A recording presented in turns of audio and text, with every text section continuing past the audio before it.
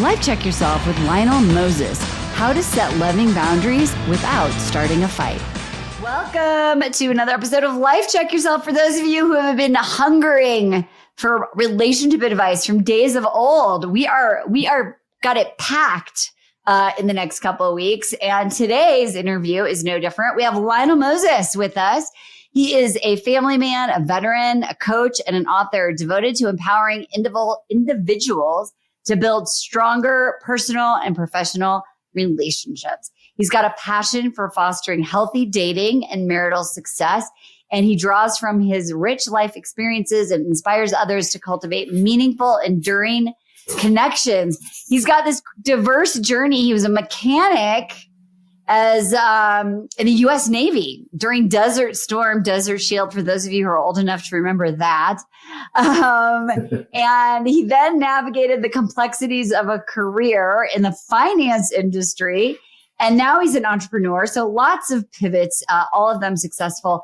And as a result, he's got this unique perspective on leadership, resilience, and the transformative power of relationships. We're also going to talk about his book, The Marriage Seed, which is a guide to nurturing love and commitment and growth. I'm super excited to chat to you today, Lionel.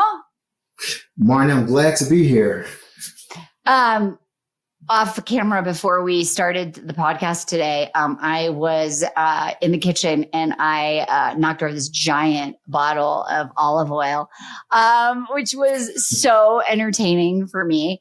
And I was thinking, oh man, Lionel's going to be so upset. Like I'm going to be late and all of that. And then I was like, wait, no, he's like been in the war. He's been in war. He's like a relationship guy. He's been in like finance.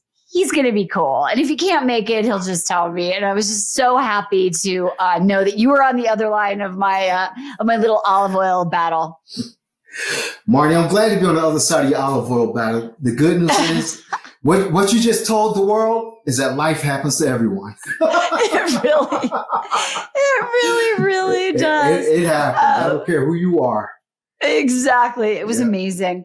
All right. So I told everyone you've like done all these things. You're a veteran mechanic, finance pro coach. You wrote a book. I'm curious, like when you look back, because I always talk about what's your soul map and what's the central thread like of your soul journey that lands you where you are, like, post midlife. Like, have you thought about that? Like what's the thread that's connected all those chapters of your life that landed you here to be doing this really meaningful work? I have to say it's my love for people. Yeah, I just love people. Like I said, I pivoted so many times. My upbringing, grew up in a neighborhood back when kids played outside. Right. With each other. Not on and there's nothing wrong with, being gamers, but we actually played outside with one another, the social skills, and I think, that was, what got me going on this path where I just love people. And no matter what you're doing when you're interacting with people, it's a relationship.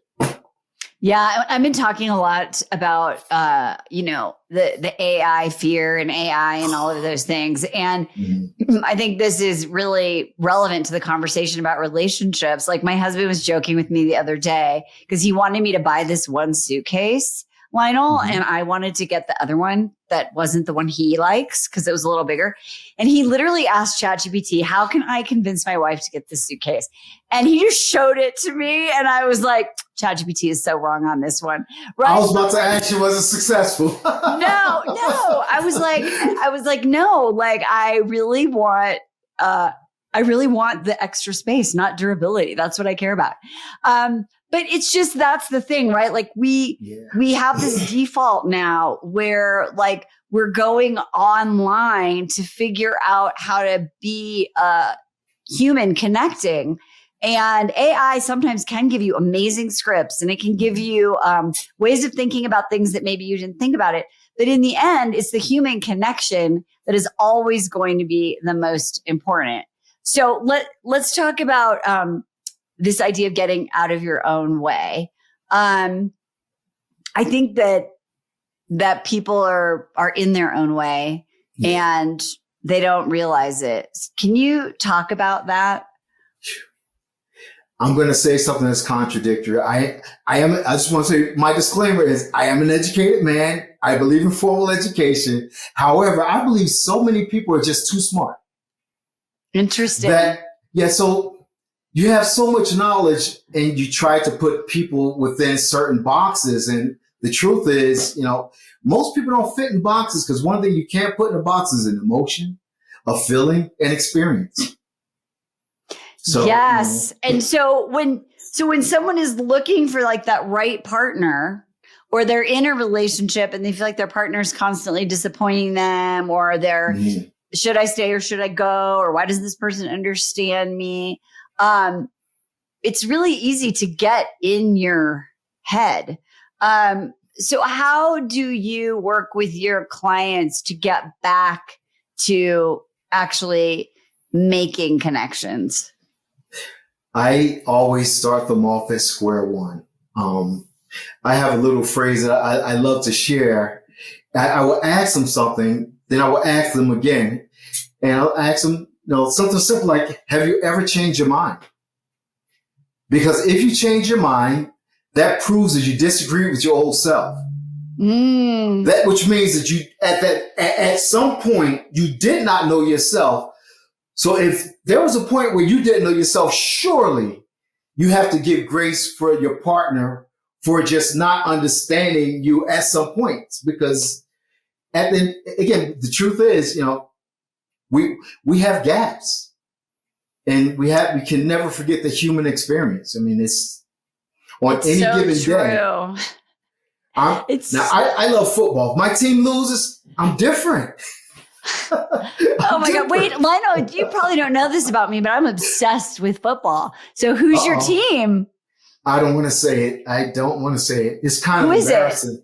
New York Jets. That's so funny. I still love my Jets. We're on a winning streak right now. You are. You got your first win, and it was so exciting. And I watched the whole thing, and it was. And you know what? But it really, we're just good. So if y'all don't like football, too bad, because we're going to use football analogies because I found my soulmate here. But I really think, so this is a really big thing, because I think when we talk about whether it's like a connection, athletes, like, the quarterback and the wide receiver, the coach and the players, your partner, the person that you're working with, I think that people, because of what you just talked about, that they put people in boxes, right. They're like afraid to believe in something when they have like a boatload of fails behind them. Like a person let them down, a team let them down, like your colleague let you down. You've been divorced 3 times. And like last Sunday, like the Jets were like, we're going to keep working on it. We're going to stay connected to our plan. I'm going to stay connected. The coach is like, I'm here. I'm not giving up. Even if there's talk, I'm going to get fired, So how do you do that? Right. Like I know you talk in the marriage sheet about like, love is like a garden. So let's build this out. Like, how do we stay connected even when there's a boatload of evidence not to? Well, the good news is most of the people listening to you are adults, so they will understand that one of the best fertilizers you can have is dung. So when you have a relationship, there's going to be some dung in there. Right. For sure. So if you expect it to not have any dirt, dung, and water, you don't want a relationship. I don't know what you want, but you sure don't want a relationship. But you definitely have to have those things in order for it to grow. That is so true. So like there's this mythology that if I find the right person, the right quarterback, the right coach, right, the right whatever, then that will be magic. And then I will never have pain or challenge again because I've got this perfect person. So what's the weed like that people need to pull, right? What's the thought process? How do we relook at the dating process and your relationships? Well, I would say the weed that people needs to pull, it starts within yourself. Because because the only thing you can really change, honestly, is yourself. Right. And how you assess the situation and how you handle the situation. the more, when I date, I study the person that I'm with, but I don't study with the mindset that I have an absolute answer. Because, on any given day, I mean, like I said, you could be a Jets fan and, most Sundays you're not happy. but Monday through Saturday, you're good. So, how we approach a situation is always, stay in the posture of a student. Study your partner. Understand that just like you have bad days, they do too. I love this so much. By the way, last week in fantasy football, I lost to the team that was 0-6. Did you really?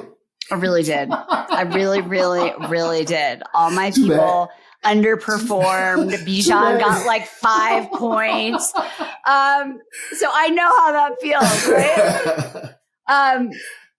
But I was thinking, oh, it's so great for the kid that won.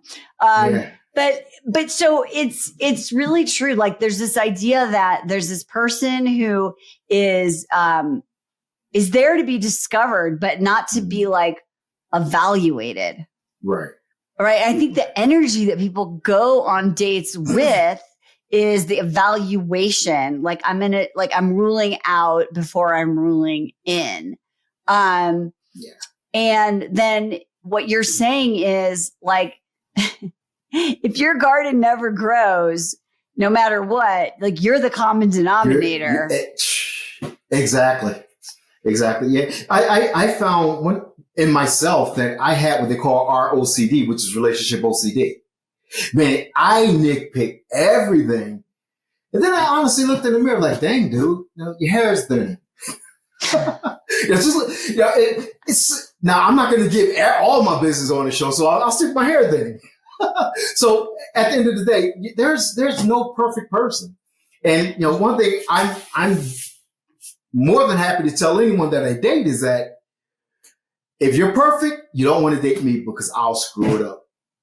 Oh my gosh. Because the human experience is real. It's like, all right.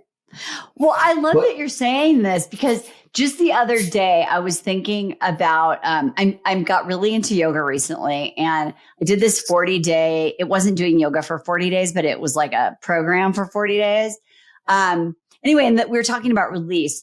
And I was really thinking the other day about in my relationship, like when I get critical about my husband, it's really because I'm trying to like feel safe, right? I'm trying to control so that I will feel safe. And I was like, what is that about? Right? Like that is a mirror, right? To look at what is really going on with me that I feel like I need to control something to create safety versus me just feeling safe. Right. So when we're thinking about this in this other way, like this person is responsible for me feeling like psychological safety, emotional safety, fun, like they're like supposed to be my everything. What kind of misunderstandings happen when people try to operate in either dating or relationships from this way? Well, I say the biggest thing that will happen is you're putting more burdens on a potential partner than they can handle. Well, and the truth is, in the scenario that you just gave, I'm just going to change instead of you. Say me. I'm the one that feel insecure. I'm the one that's not safe. It's not them. Right. And coincides with life check yourself. Yes, it's true. That's why I named it that. It was so good.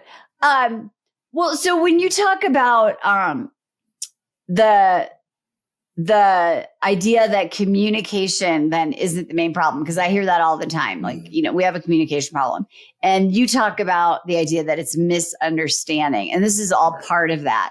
But can you unpack what that really means and what it looks like for someone who is dating right now? So, just to clarify, when I say misunderstanding, it is a form, an aspect of communication. Right.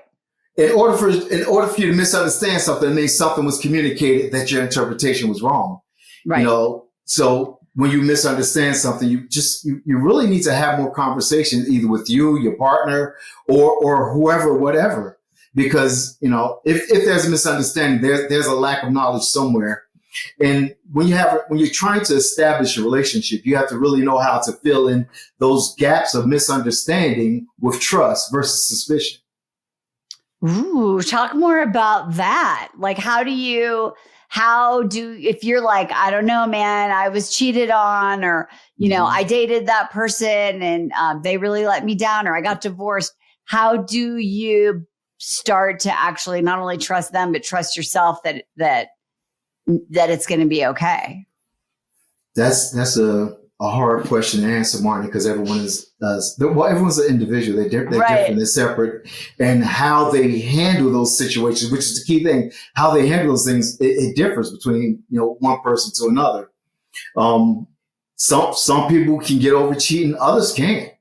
Some people, they have this guide of my perfect partner have to have these 7 things. If they don't have them, they just cast the concept or thought of being with them away. When the one thing they miss is, okay, they can't bake, strawberry shortcake. There's a store around the corner. We could go buy it. So sometimes, I'm not saying you need to change your list, but you really need to be open to possibilities. Yeah. I've been hearing, I interviewed a matchmaker the other day, and I was telling her a story about all the different reasons why I've had clients tell me that they don't want to see someone again. Mm-hmm. And I'm just going to say, and if you're listening and you're one of them, they're ridiculous. My favorite one was, I have 2. And then I want you to tell me what the things that you've had to shift your clients around. But one was, I need someone to read, like books only, not internet articles, magazine. It has to be books. So that was one. And my other one, my favorite one, and I literally don't know how she got this. By the way, P.S., she's married now. So we got over it. Congratulations. He has to know how to set an English table. Ooh, I would never get married. I know, right? I was like, I don't know what an English table is. What does that even mean? Madeline let that go. Now she's married. But I give you those examples because people are listening and they're like, that's crazy. I would never do that. But like you're saying, you have these like unconscious little things that you are evaluating. Have you heard anything like that, or any examples that from your clients or stories you've heard where people are getting in their own way? I hear things all the time. Nothing as serious as yours, but yeah, those are big. I mean, those are big deal. Those are huge. Yeah, for me, is what I usually hear is usually stuff like, well, he doesn't like to dress up, or she doesn't cook. It's like, okay, all right. Do you eat? when you go out, if you bought something for him, would he wear it? And then, a lot of people don't ascribe to it, but there's this thing that they refer to as love languages. Okay, setting a formal table may not be his thing or her thing, right. But, if that's what you really need, if you show them, I'm sure if they love you, I'll set a table for somebody I love. Right. I would dress up, it doesn't matter. But the thing is, it's about, communicating it in that loving voice that they fell in love with, and not the angry one. That's, for me, I deal with more people with tone problems than anything else. That is a huge thing, right? Because I know that even I will do that. My husband or my kids will say, they're adults, they'll be like, your tone is saying this. I'm like, I'm being nice. Exactly. How do you help someone shift their tone? Because I would assume it's like a default or some sort of defensive mechanism. It's usually a default, and as you say, it's usually a defensive mechanism. What I found that most people really don't understand. So what I would do is, I've asked partners when they hear it, record it, and then play it back. And most people, they don't want to hear it. They don't like their own tone. They're just not aware. Oh God, I don't want to hear that. Yeah, they're not aware, again, because it's a reflex. It's not something that you're not in most cases, you're not intentionally yelling, fussing, or nagging, or whining. It's just a natural reflex. But when you hear it, it usually annoys the individual enough to make a change, because when they hear it, it annoys them. Right, exactly. I don't want to be annoying. I want to hear that. Yeah, exactly. Yeah, myself. I get triggered by the same thing, right? So I love this idea of like recording it. Yeah. How do you do that? Like, just be like, wait, you just said something. Can you say it again to my voice recorder? Like, how do you catch it? Well, from the experiences that I've had is that most people, when they hear the tone, it's not usually just one statement. You can usually get 2 or 3 statements out of the individual that has the tone. So you're just like, wait, hold that thought. Yeah. Well, most people walk around with it. Well, I mean, my cell phone is right here. Yeah. So most people's phone is not too far. Exactly. Yeah. So to quickly hit that button, it doesn't take much. I'm going to do this, Lionel. Yeah, it doesn't take much. And I'll report back later. I'll let you know what I discover. I hear another complaint a lot about, my partner isn't doing the work. Mm-hmm. And, everyone who's listening to this show is into personal development. They're in, and they'll maybe even rule someone out because they're like, oh, well, they're not doing the work. They're not going to therapy. They don't, they're just not doing the work. What do you say to those people? You just have to ask them if they really want to do the work, if they're willing. I've had people that had sessions that we would say, okay, we're expected to take 3, 4, 5, 10 sessions. And one of the partners, their desire was to finish. And finishing, to them contributed. They assume that when you finish, you're done. You do the 10 that was spoken. Okay, you're done. It's over. But it's continuous work. So okay, right. we can guesstimate how long it would take or what we think, but it's not until you really get into the thick of things that you really find out what the true issues are. And then when you usually unbid so much other stuff when you're in there. So to just, when I find someone that has that mindset that, okay, I'm finished, they have a winning mindset. And when you're on a team, you win together. You can't win separately. So that's a much bigger problem in itself. So when you sense, so you're sitting across from a couple and you sense someone's there to like check the box, what do you say? Like, how can someone who's listening, recognize themselves if they're just showing up, checking the box with someone? What would you say to them? Oh gosh, Marty, I don't want to answer this publicly, but since you asked, I'm going to. Do it. We're here. It's just us. It's just the 2 of us. Shh. So honestly, when I see that attitude, I provoke it intentionally. So what do you say? Like, give me an example. Well, let's provoke our listeners. Yeah. Well, get ready, guys. If someone feels, hey, look, I did everything you asked me to do. You said it's going to be 3 sessions. We're on the 4th one now. I'm not coming back. I'll say you're right, because based on what I hear, sounds like you have everything figured out. So right, I'm not going to chase you down to do the work. But if you like where you are and you're content, then fine. I'm not going to argue with you. But based on what I just heard, you may want to come back. It's just. Do you ever have a thing where you are working with a couple and you tell them like y'all each need to work on yourselves too? Absolutely. Like, I need to talk to you separately. All the time. Yeah, all the time. Because, I find that when I talk to couples, by the time they get to me, they already have calluses. Right. Yeah. And you really have to deal with that. Yeah. Do you ever watch this show? It was called Temptation Island. I've never seen that. I've heard of it, but I've never seen it. Well, there's this guy, he's a host. I thought he was a therapist for sure, because he was provoking everyone, basically, but in a intellectual way, not like a reality show way. But he was basically, asking people to like. I only watched the first season, but they were really saying like, you're expecting this, but you're acting this way. Like, what's your role in it? And I think that when you get and you have those calluses in a relationship and all you want to do is be right, and play the blame game, you're not really on a team, right? Because those teams can't win. No, you're not on a team, and believe it or not, you're very unhealthy. Sorry, ladies. Relationally, you're very unhealthy. Yeah, and I feel for people like that because we all have blind spots. Right. The key is, are you willing to acknowledge your blind spot and go back to what we were talking about and do the work? And it takes work. I don't care what it is. It takes work. Yeah. I have a beautiful lawn. Well, not this time of year because I'm in Jersey. But things are dying out on me now.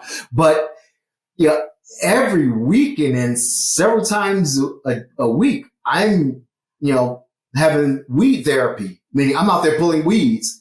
Right. So that way I can have the garden that I want. It's the same thing in a relationship. You have to be willing to pull the weeds. You never know when and where they're going to sprout.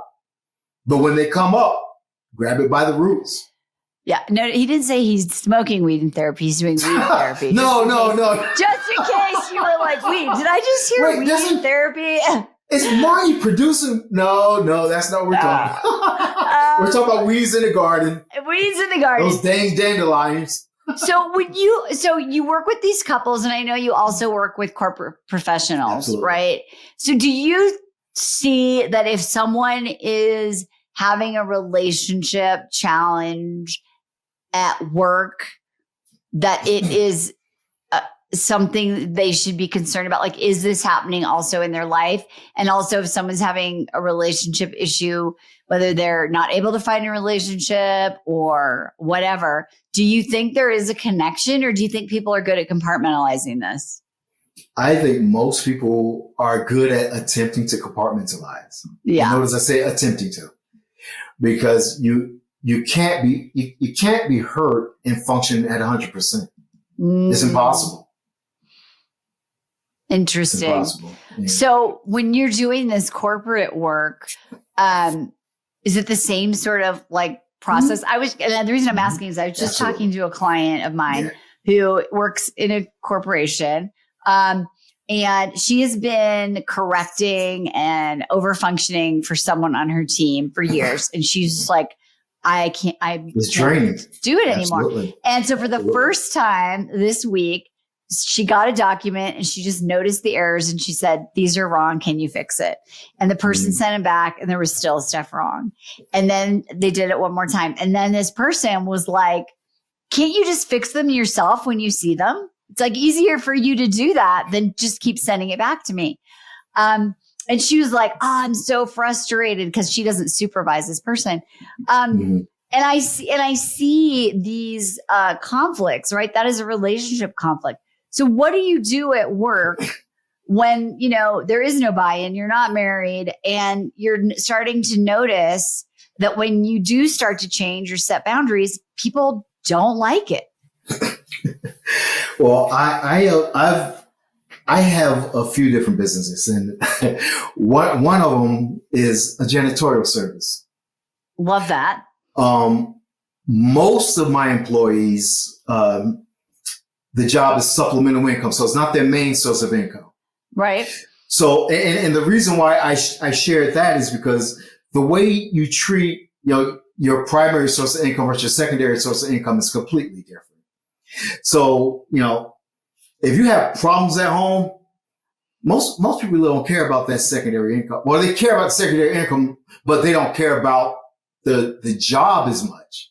So they don't have a buy-in the way they would with, their primary job. But so for me, because I'm a people person, whether I'm talking to a corporation, I'm dealing with my businesses, or I'm dealing with couples, at the end of the day, I want everyone to have a clear head and heart. Because they'll function so much better and they'll appreciate so much more. And, I found for me, that's been the source of initiative. People find that you care about them. Right. And I think that's the thing that people are afraid of, but it's the most effective. Oh my gosh. Effective strategy. Yeah. Rather than like oppositional. It's like, again, we're on the same team. I was saying to my client, like, yeah, like when you stop feeding into someone's dysfunction, they try to keep pushing the buttons, right? And you have to keep remembering that what you said, open and clear heart and head, like taking care of yourself and communicating your frustration, because you can be frustrated and angry and also communicate without shouting or being nasty, right? So it's like, how do you do that? How do you communicate so that you get your needs met, whether again, home or at work, in a way that is also that clear heart, clear head? It goes back to checking yourself in processes and reprocessing. And, I like to think of, communication should be like carpentry. Well, I'm all over the place today. Oh my gosh. I know, we're talking about football and carpentry and gardening. Well, I remember something from grade school when I had wood shop. My teacher, he told us, you measure twice, cut once. Yeah. I think if we use that same principle when it came down to communication, think about it 2 or 3 times before you let it out your mouth. Because once it crosses your lips, you can't pull it back.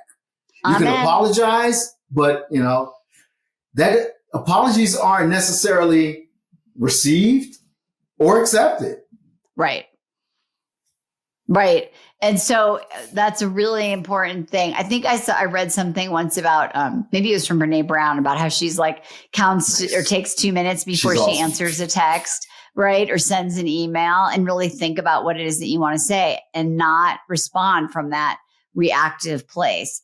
I mean, I catch myself wanting to do that all the time, being like, and then I go, wait, no, I'm having a reaction. Let me just chill. Let me think about this. Let me think about what comes from my highest self, not my reactive self.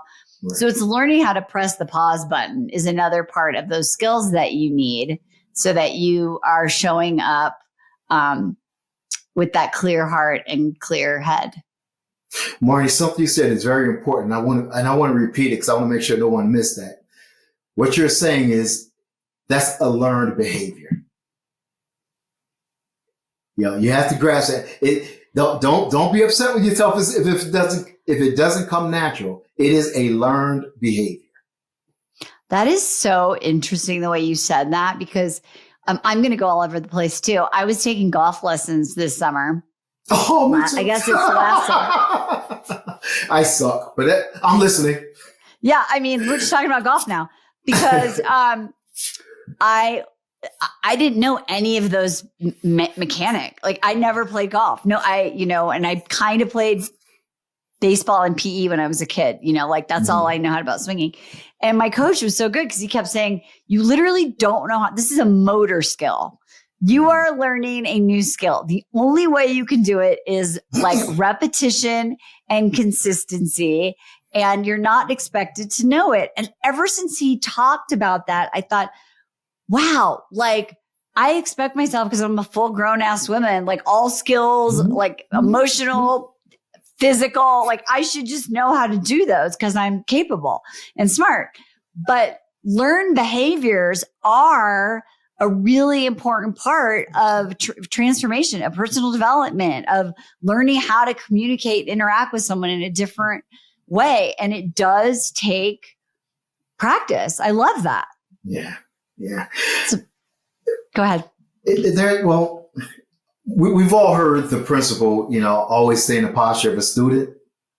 Why not be a student of yourself? All these little Lionel. Are you calling me old? No, we're probably the same age because you were a Desert Storm. I was about to remind you did mention Desert Storm. Yeah, that was. I know. I'm like, most of my kids would be like, "What was that? What was that? What? You mean Desert Storm? What year was that? Was that the 80s? That was the 80s, right? It was 91. 91. Okay. Yeah. From what they tell me in the history books. Yeah, exactly. Let me ask you a question because I'm going to pull it all together now. Because, sure. When you're I've never been in the military. And by the way, thank you for your service for sure. Someone would think like, oh, that's just about rules and policies and procedures and, relationship may or may not fit in there. Right. And I'm just curious, starting way back when you did that, what did you learn about why it's relationship and communication and taking personal responsibility and learning these behaviors? Did it start there for you? Because I would love to hear about your experience from the personal angle. Well, it did not start there, but I will jump back and then run back to the military. Okay, the military played a big role. It actually started for me as a kid. Now, I was the next to the youngest of 6. Oh, wow. So I did not have a voice unless I made myself have a voice. And I always had to listen. So communication was important to me. But my background, because I was next to the youngest and always felt that I was not seen, I became a people pleaser. Got it. So, yeah. But again, no matter what you do, you still have to communicate. So I'm going to fast forward to the military. Communication is everything in the military. You're in the military, it's life or death. Right. That's what we train for. We train to survive.